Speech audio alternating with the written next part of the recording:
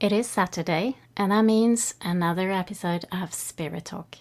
And today I'm going to continue talking about how to hear God and a little bit about the different voices, the different kind of influences that we have to be aware of.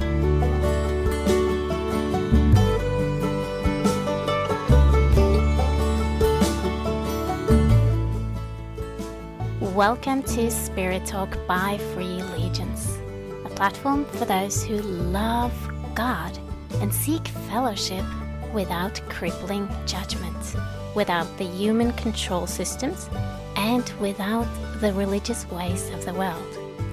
So come join us as we dig into spiritual issues that are related to our everyday life.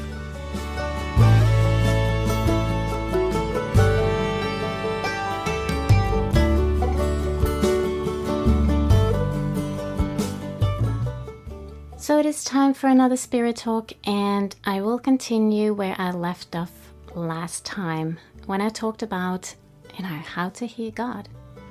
And just to sum it up a little bit, what I was speaking about last time was how we humans like to keep our control. We like to dictate how God is supposed to be, and we like to put him in a box and say, this is what you are allowed to be and do and say.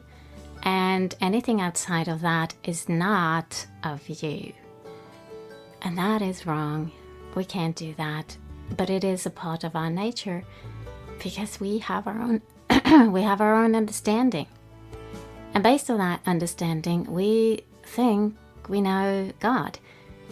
And that's okay. But, as long as we are open and willing to take anything that he brings and go beyond that pattern of desiring to, know him or control him or limit him. But the willingness to be, able to actually accept and take in things that we didn't expect that he would come with. Things that we didn't see as part of him. Things that may not be pleasant. I came up with the example of going into a restaurant and whatever they serve there is what is on the menu that God has.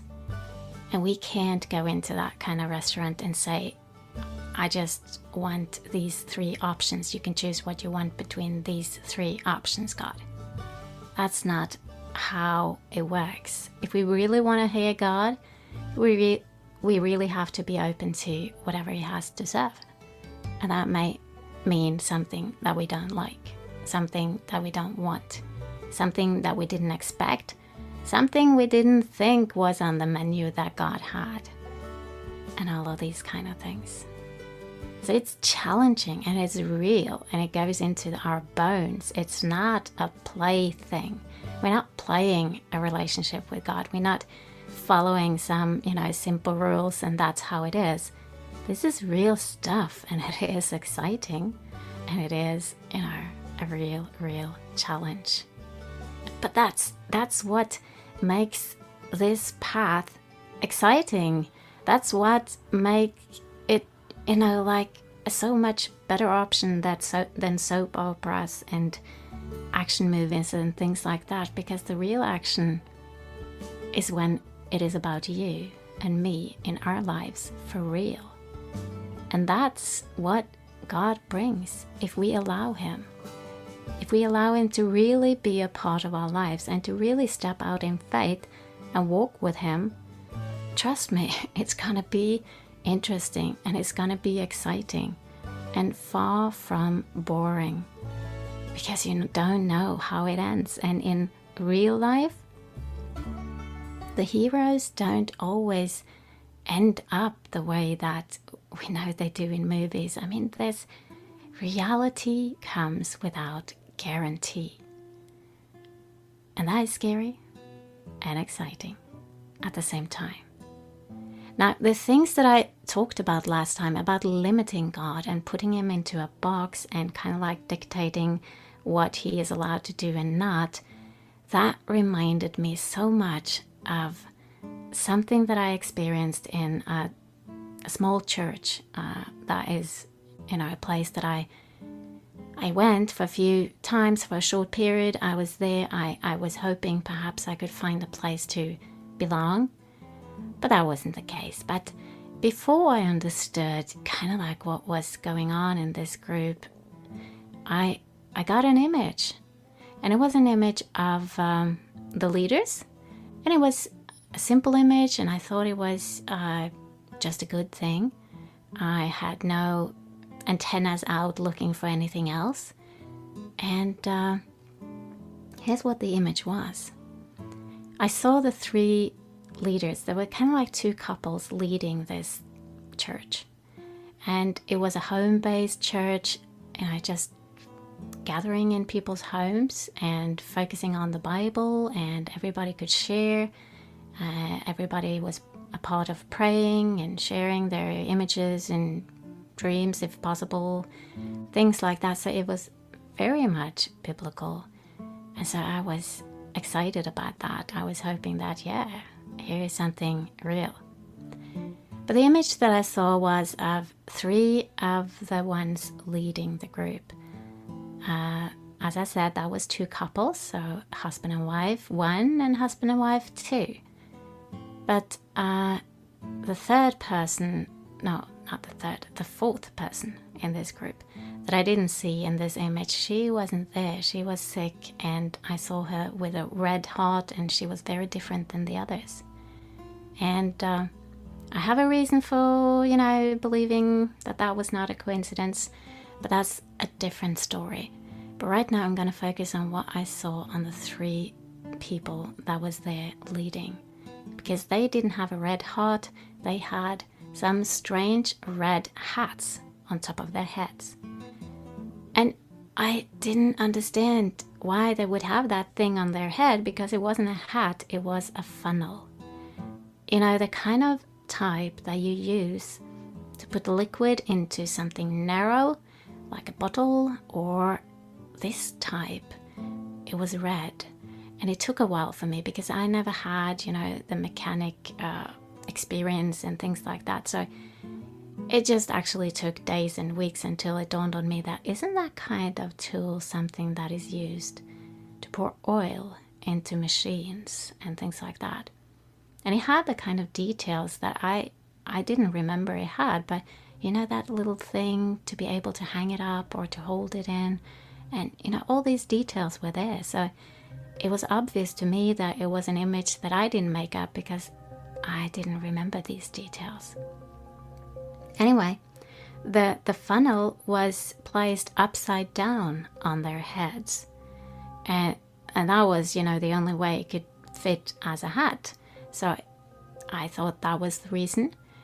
But I found it interesting that liquid and water is what is coming from God. It's kind of like a symbol of the spirit, the living water flowing.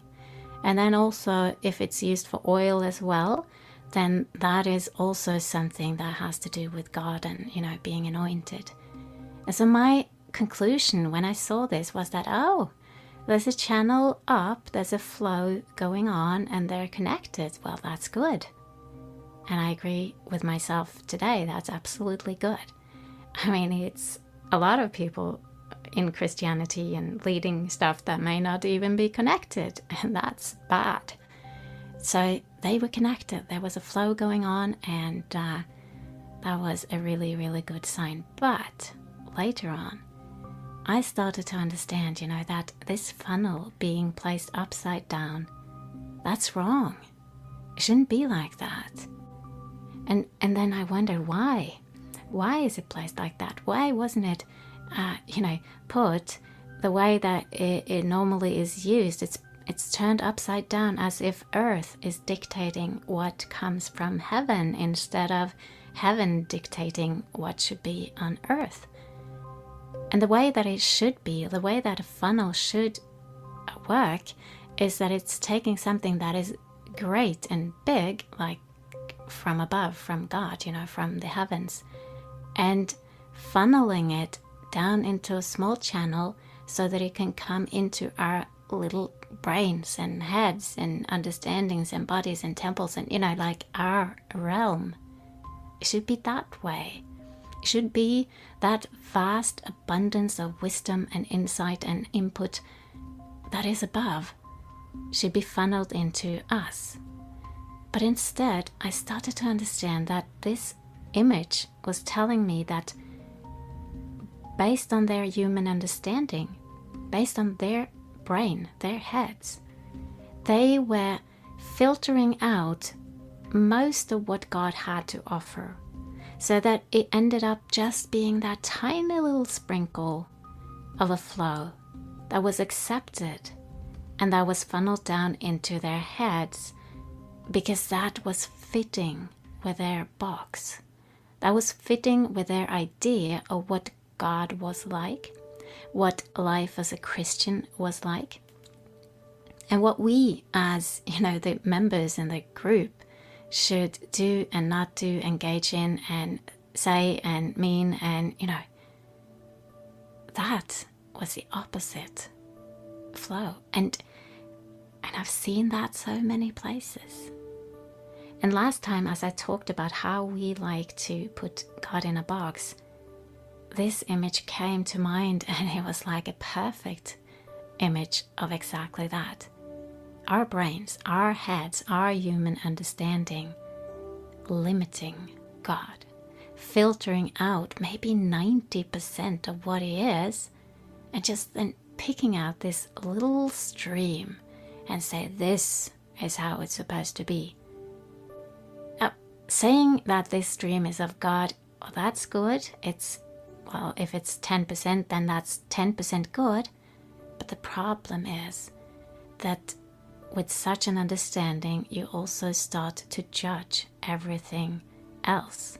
Like those 90% that you leave out, you start forbidding or judging, or like saying this is outside of God.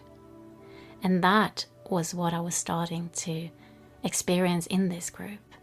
They followed the Bible, they followed the Word, but everything was done in their understanding. And so when God was going to the right, they may say, we need to go to the left because it says here in the Word something like this and da da da.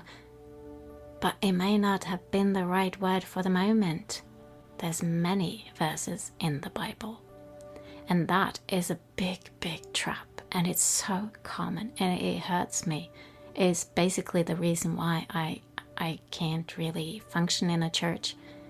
I hope I will, but until now that's not been the case, because human understanding and control of what God is doing has limited people in their ways of living and acting and interacting with God to such a degree that somebody that is actually interacting with God, regularly, don't fit into their box.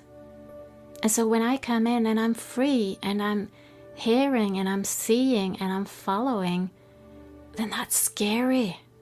And they start judging. And they start, telling me that this is bad, or all kinds of stuff based on fear, based on being pushed out of their comfort zone, based on things just being different than they thought.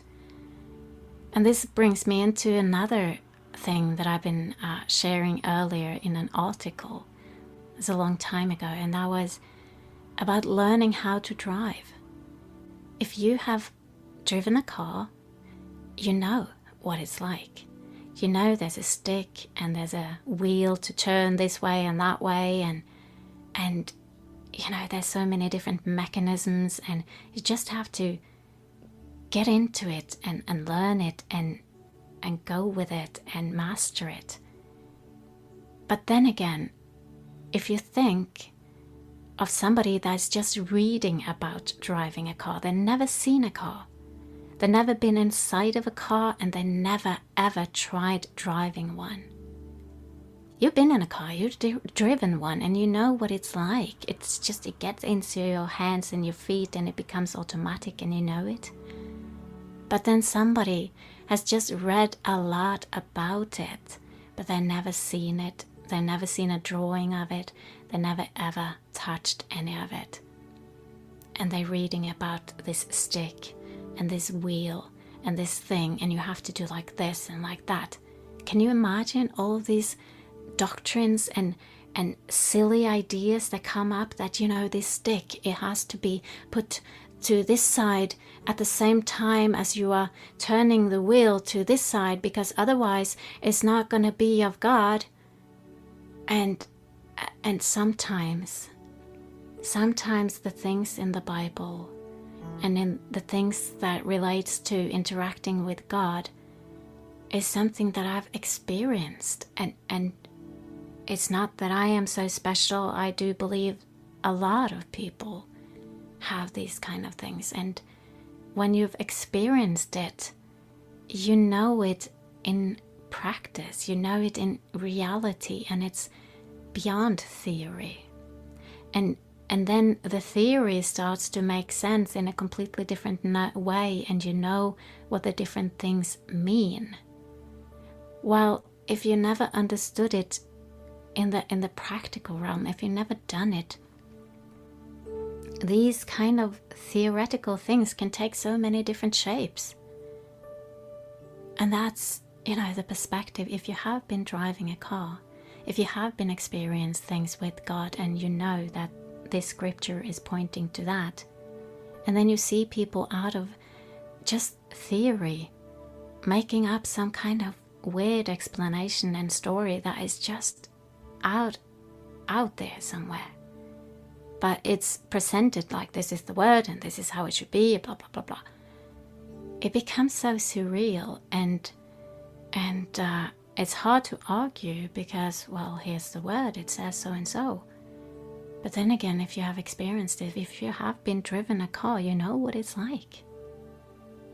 So, well, that was kind of like a digression, but the thing that we tend to limit God, it is such a widespread thing in Christianity. And it is a shame, because those people that actually have valuable stuff from God, real stuff, fresh and raw, most often they are harassed and cut off. Luckily not by everyone, but there's so many people that don't want to hear the real thing, because they like their theory, they like their human understanding, and they want to stay there. Anything else is dangerous. Perhaps that's what they've learned, or perhaps that's just what they feel. And that is limiting God. That is limiting him so big time. And it ends up being a theory and a religion if it stays like that too much and too long. So that is, the first thing that I really had to address, and now I have expanded a little bit on it. And it is a challenge. It is a challenge for our time, because we are starting to get into a time where we need to get rid of this. We need to move on and get the real thing, because God is moving on, and if people are standing still, they are actually going backwards. We have to move as he moves, and we have to get beyond a lot of these stiff, dead boxes, and be able to move in the spirit and flow with it, and be in that living interaction with God. And that requires freedom and trust. Not only trust in God, but Christians' ability to trust other people's ability to have a dialogue with God as well. So, yeah, this is a big topic. But I'm going to jump over to another one, and that is related to the different voices that we have to relate to. And yes, of course, we're not going to have inner voices, because then we're going to be given medications by men in white, garments. And in this modern world, it is dangerous to say that you are hearing voices. But still, we have a lot of influences. We have influences from the world, subliminal stuff that is going on all the time through media, music, written stuff even, and images and arts and all kinds of stuff. Just, the everyday life that we have to engage in. There's so many impulses that color us, and it's not like we are waterproof and all that is raining down on us is just, leaving us. We take in stuff, and especially the stuff that we don't recognize. It goes below our conscious mind, such as smells and music and sounds and arts and stuff like that, where it's not spoken out loud, or perhaps in music the text is, you don't notice it, and it goes in. And it is like food. We have to digest it, and it stays in our system for a while until we are ready to cleanse it out. And the more we understand that it's there, the easier it is to get rid of it. And sometimes our dreams and our thoughts and our focuses are shaped and colored by the things that we have picked up from the world. And that's, we have to be a part of the world to a certain degree. But then again, if you want to hear from God, this is noise. This is noise that is preventing his silent voice to be recognized. And so in order to really seek God and hear God, it is such important, such an important point to try to isolate oneself and to cut oneself off from the world, as much as we can. We have to go to work and we have to deal with things, but still, we can turn off the TV. We can choose to not listen to certain things or engage in certain things. So those kind of choices are very important when it comes to silencing that noise. I can't say that it's a voice because it's just a ton of different voices. So I call it noise. And then we have our own inner voices, like the soul and the flesh. And the flesh, of course, is concerned about food and comfortable stuff for the body. And the soul is more focused on our desires, our emotions, our will, and the lesser variations of this, because our soul is kind of like in the middle, so we can have godly emotions and godly imagination and godly will and godly desires and all of that, but we can also have the lesser version that is linked to the world and not to God.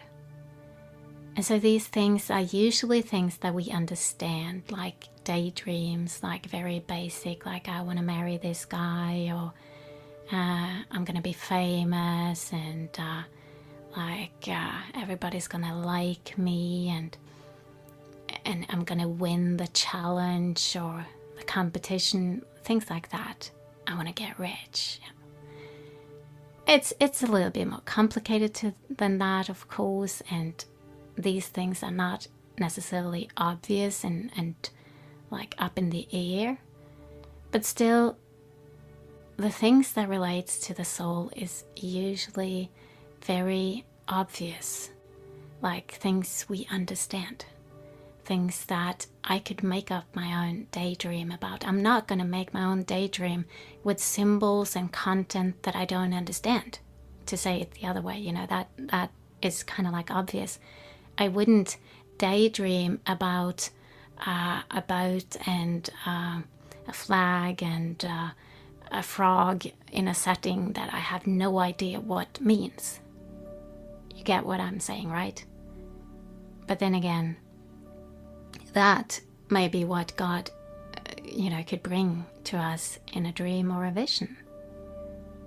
And then that exact point that we don't understand it can be a good indicator that you didn't make it up yourself. So, just to give you the contrast. And so the flesh and the soul is, absolutely something that we have to be on the alert and kind of like question ourselves if we are seeking God. And if you are seeking God, like, oh, I really, really want to buy this house, and I'm asking God, and yes, I think He said yes, then, you've already set the stage that this is what I want you to answer, God, like yes or no on this one. Perhaps God is not interested in that house at all.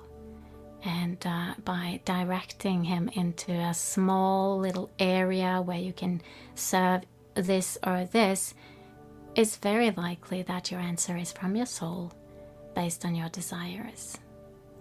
However, then again, if you want to hear God for real, we're back to the option of, letting him be whatever he is.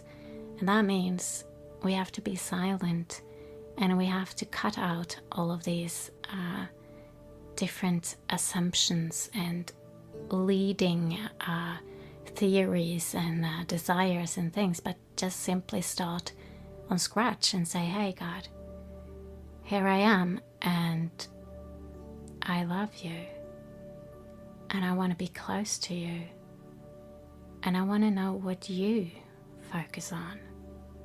I already know what I want and think of and all of that, but I'm setting that aside, and I want to know what you think is important, what you want to say or show me. Or perhaps you just want to hang out, and that's okay. And that is a way that we can reach out for him and be like a clean slate, not colored by anything. Doesn't mean that we are perfect and don't make mistakes. It just means that that is a good mental start. Whenever somebody is contacting me and they serve a problem, they say, oh, I have this issue, like I have this illness, or I have this choice I have to make, and things like that, and can you ask God, to see if you get something? I always get kind of like frustrated and disappointed, because by them telling me what's on their mind, they already directed the focus and the attention in such a way that the chance of me getting something as a neutral part is gone. I already know what they kind of like want as an answer, and that's going to color me, because my soul wants to please and serve. And stress accumulates as, you're going to get an answer to this, and the chance of getting a right answer that way is just so incredibly limited. It is time for the Norwegian word of the day. Yippee! So today's word is going to be about a different voice that we have in our heads as well, and in our system, in a very sly and creepy way. It's the kind of voice we don't want in there. And what kind of voice am I talking about? Of course it is, the devil. He does come at times, and we don't want him to come, but it is reality. And so in Norwegian we say djevel. That's the name for devil. It's almost the same. It is D-G-E-V-E-L.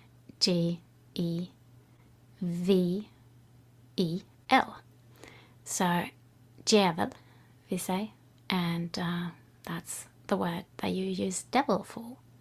But then I also want to give you a different word that is a little bit more interesting, and that is the word for old Eric.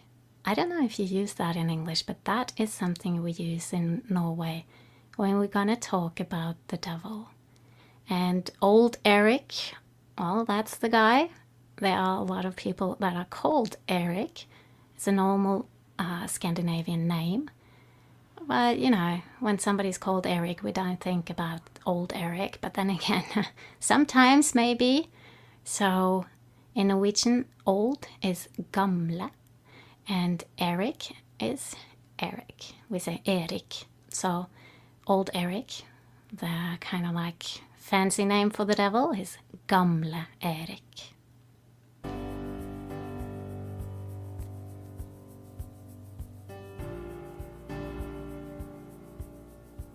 Now, I hope that it's not old Eric that we're gonna consult when we reach out for God.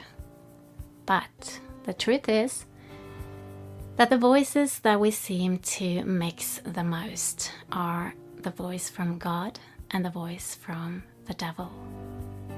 And that is a little bit strange because the assumption, of course, is that, you know, God, he's the good guy, and the devil, he's the bad guy. So he is, crooked and sly, and he has all this bad stuff, go and sin, go do this, eat something bad, or lie, or cheat.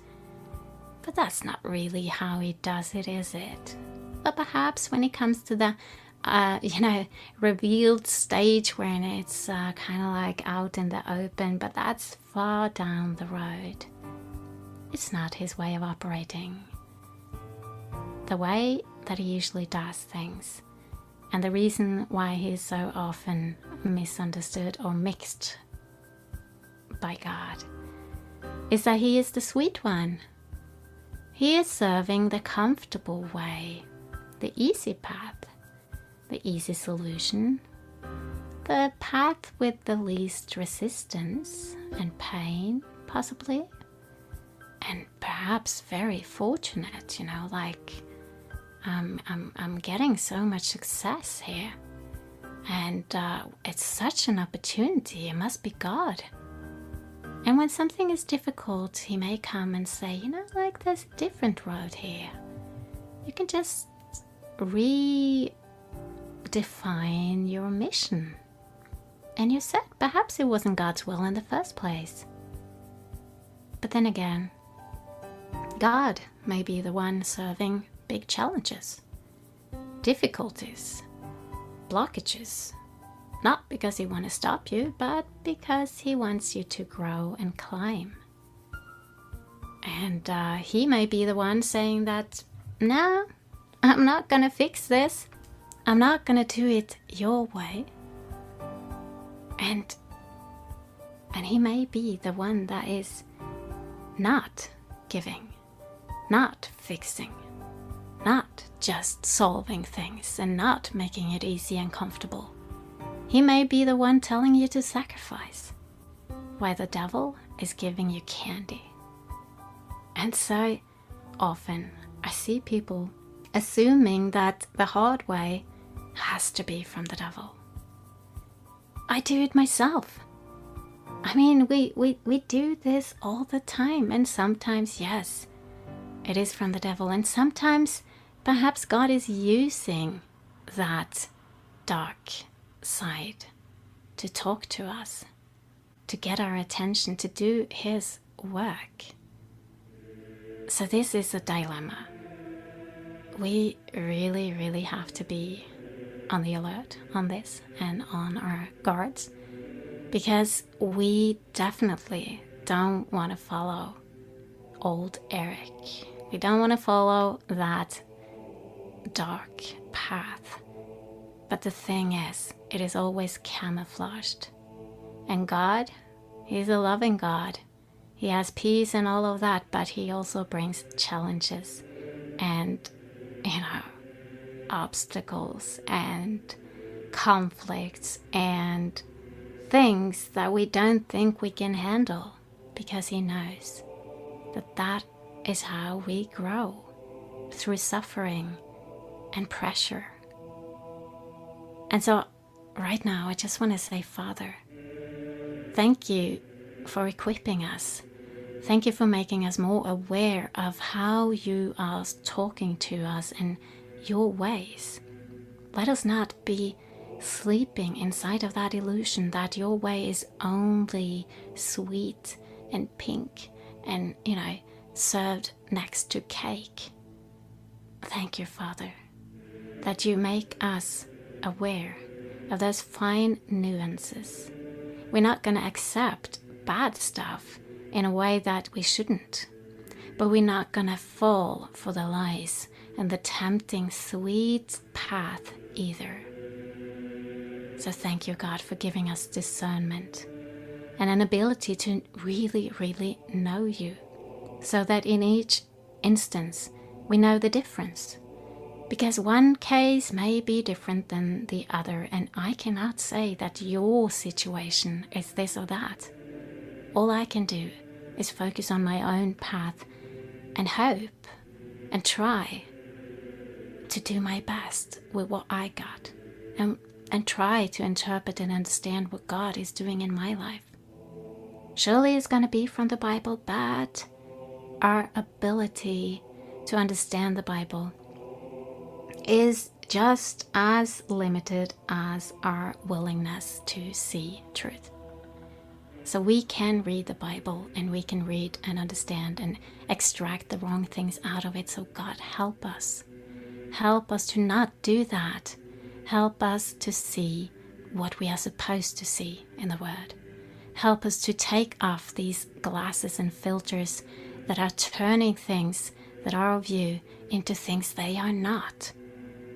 So in the name of Yeshua HaMashiach, may you make us alert and aware and truly, truly in contact with you. That is my prayer. May it be so.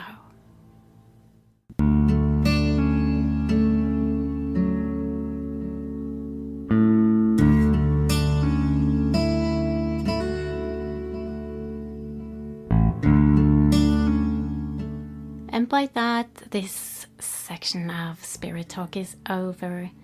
I will be back next Saturday, and that is 10 a.m. US Pacific Time, 1 p.m. in Eastern Time, 18 o'clock UK London, and 19 o'clock in Central Europe. I want to give thanks to Kevin MacLeod. He's the one making the music that I'm playing, and it's free licensed music from incompetech.com. And then I also want to say that on Sundays we have prayer walk, same hours. And after Spirit Talk, we gather for a private prayer gathering. And by private, I'm saying private because it's not broadcasted on the radio yet. But it is a private gathering through Skype. And if you hear this and you'd like to be a part of it, then you can send me a message on freelegions.com. Or you can go to Free Legions on Facebook and send a message there, and we will sort out the technical details. And then, until next time, I just wish to say that spend some time with God and try to hear Him. Try to have that conversation with Him as if you could hear Him. And if you hear something, don't conclude like, yes, I hear God, but be humble and skeptical. But then again, don't stop, don't deny yourself to have that exercise just because you don't think you can hear Him. Ask questions and be quiet and listen, because that is how He can start to speak more to you. How can you hear Him if you don't set off time to listen? So that is my challenge for you this time. And until next time, have a great week. God loves you, and may you feel His presence every day.